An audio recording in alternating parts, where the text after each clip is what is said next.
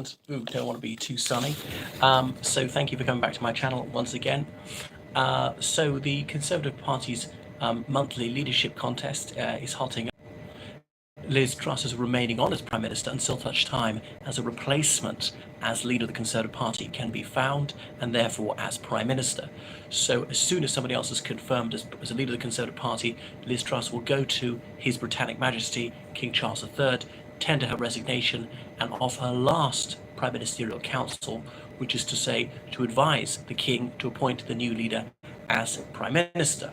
So there are three people in the race, and bizarrely, none of them has so far said that they are in the race. So a source inside Rishi Sunak's camp says he's going to confirm imminently, probably within the hour.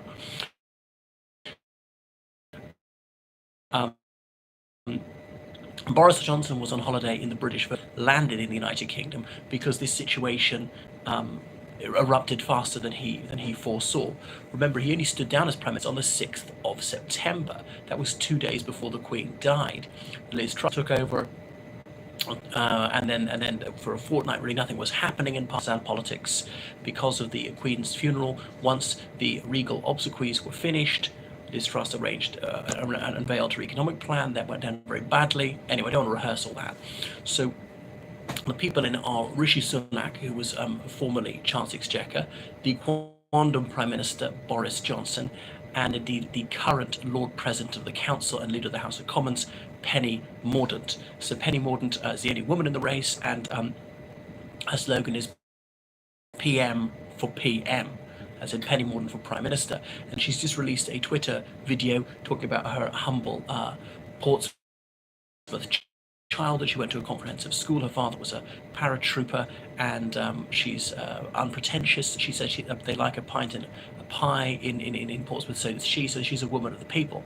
So she's 49 years old, probably the ideal age to become Prime Minister, fairly experienced, held a number of cabinet posts, I think, really never fouled up, willing to have a go, was a magician's assistant, was in Make a Splash, this high dive game show, things like that. So Rishi Sunak is the front runner because the first step is to get the members of Parliament to whittle it down to 2.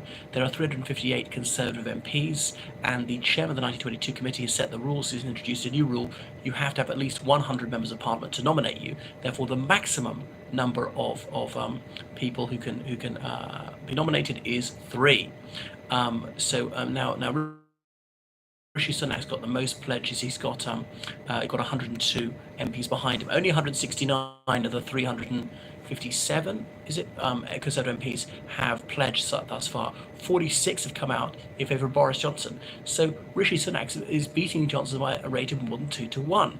Penny Mordaunt is herself being beaten by Johnson by a rate of more than 2-1. She's only got 21 MPs. So Rishi Sunak's definitely going to be nominated, because you'd need 119 to be nominated. He was almost there already, and not even half the MPs have declared.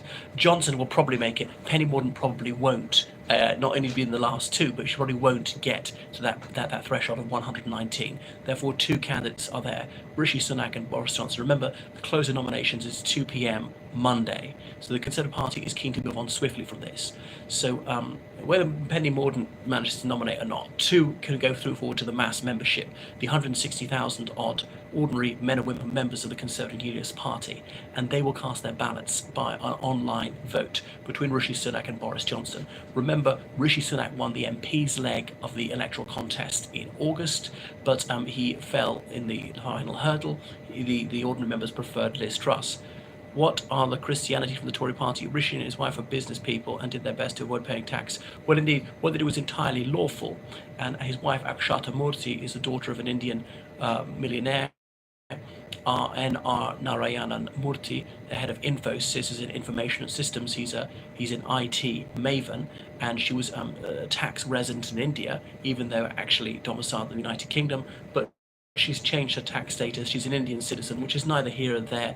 You can be an Indian citizen who's tax resident in the UK. You can be a British citizen resident in the UK but tax resident elsewhere. So anyway, they have regularised that. So he wants to make a lot of money. I mean, Conservatives should not be against people for making money. I thought it was ludicrous that Nadine Dorries, Boris backer, she savored Rishi Sunak for having expensive clothes. What, for being well dressed? Boris Johnson's a multi-millionaire as well, maybe not quite as rich as Rishi. We're supposed to applaud aspiration, say, well done you. He came from a middle-class family, okay, upper middle class. He's become super rich. He's paid lots of tax. That's not bad. We're not meant to be the party of spite, or we some sort of ultra-left sect. What is this palaver about people being successful? We should encourage that. We're meant to be the party of aspiration, not envy.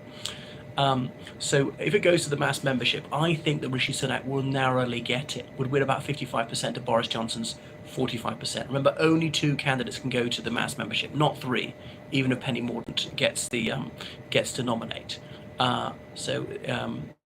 Anyway, so then what would happen next? So online ballot to be over by Friday, that's the 28th of October, announced almost immediately. Liz Truss, that person is the leader of the Conservative Party at that moment. Liz Truss would go to Buckingham Palace, more or less immediately, like within the hour, resign. 5 minutes later, phone call Buckingham Palace to Rishi, possibly Boris Johnson, come back. So Boris Johnson, obviously, he was Prime Minister for over 3 years. Some people have got grave concerns about him. William Hague, a former leader of the Conservative Unionist Party, said it would lead to a death spiral. Let's not forget why he was pushed out. His own cabinet, his own hand-picked supporters, they turned against him. They failed him. The majority of them, sparked up by Rishi Sunak, said, you've got to resign. You've been less than honest about your lockdown parties. You've been trying to change the rules to keep somebody in office who'd broken the ministerial code.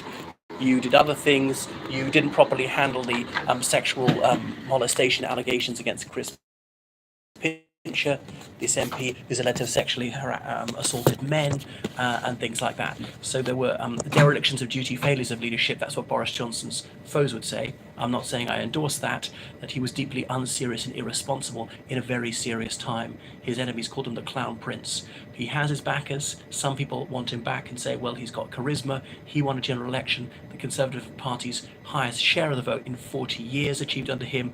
He said he'd get Brexit done. He did get it done. That some people think the coronavirus is quite well handled. Rishi Sunak was, of course, Chancellor Exchequer at that time, as finance minister, and he had to dole out the cash to keep the economy going. He had to borrow a lot of money. There was no two ways about it. Kept these businesses afloat, and so on. He's seen as a moderate within the party. Now, interestingly, he was a Leaver, Boris Johnson was a Leaver, and Penny Mordaunt was a Leaver. All three of them campaigned for Leave in 2016, and so far no other MP said they're going to do it. A number have ruled themselves out. So I'd say the minimum possible change. I'm not sure that Rishi Sunak would beat Boris Johnson. Being a fairly senior figure to me, had previously said, well, way back in August, he couldn't see the mass membership voting for Rishi Sunak. Rishi Sunak's also damaged over his wife's tax affairs. I know that's changed. He was also fined for lockdown parties, things like that. Someone else said to me that racism will count against him, not in the Conservative Party. Even if he's Prime Minister at the next election, London will be fine with him because London's very, very multiracial, but some people in other parts of the UK are racially biased, and if the Conservative Party was led by an Asian Prime Minister, that would lose votes. If that's the case, so be it. Obviously, equal opportunities, the best person should win, and other people's racial bigotry should not stop anyone voting for him, wouldn't stop me voting from him. So that would be the first non-white Prime Minister. I know there's the Earl of Liverpool, who was Prime Minister in 1812 to 27, but he was only 1/16 non-white. So people would hail that as a big victory. And already they've been saying the UK is being colonised by India.